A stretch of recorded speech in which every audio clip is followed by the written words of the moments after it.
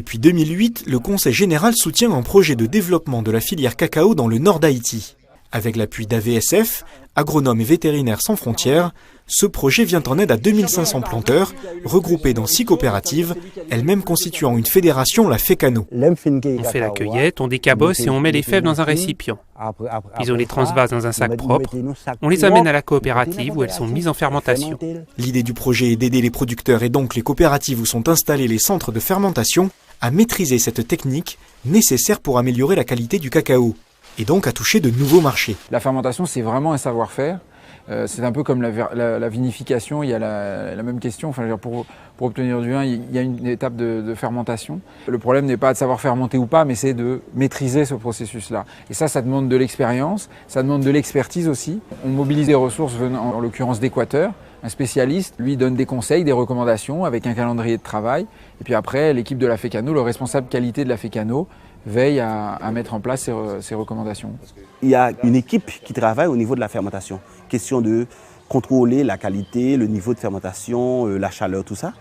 Et après avoir contrôlé la fermentation, passer 4 à 5 jours de fermentation, dans des bacs de fermentation, et bien là, on met le cacao au soleil. Juste après la fermentation, on a un séchage qui dure 8-9 jours qui se fait sous des serres. Il faut remuer régulièrement parce qu'il y a un taux d'humidité élevé. Le séchage est quelque chose aussi, comme la fermentation, de très sensible et il faut pouvoir bien le maîtriser pour que l'évaporation de l'eau se fasse de manière régulière et continue sur une période donnée. Historiquement, les planteurs vendaient un cacao insolé, c'est-à-dire rapidement séché au soleil. Des intermédiaires le leur achetaient avant de le vendre aux exportateurs.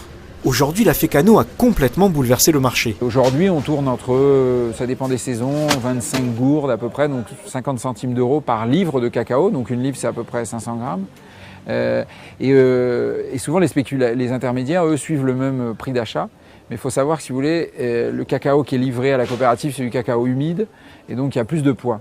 Et les spéculateurs qui achètent un cacao sec qui a eu un séchage très rapide, ils achètent au même prix. Donc finalement, et comme c'est 30% plus lourd, ben finalement le planteur, il est payé de fait 30% plus cher quand il livre à la coopérative. Donc ça, c'est un effet réel.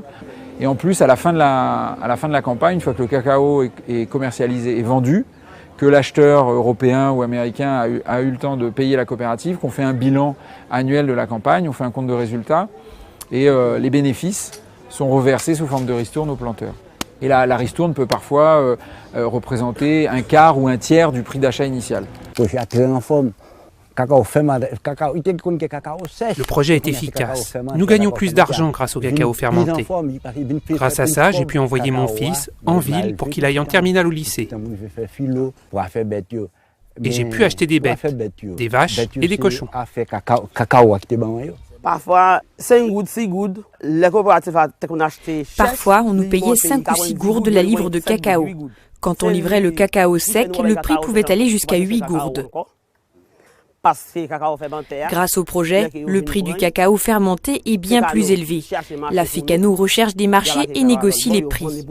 À l'arrivée, nous avons une ristourne importante. Il n'y a que des avantages pour nous. La FECANO a rempli son premier objectif. Plusieurs contrats ont déjà été signés.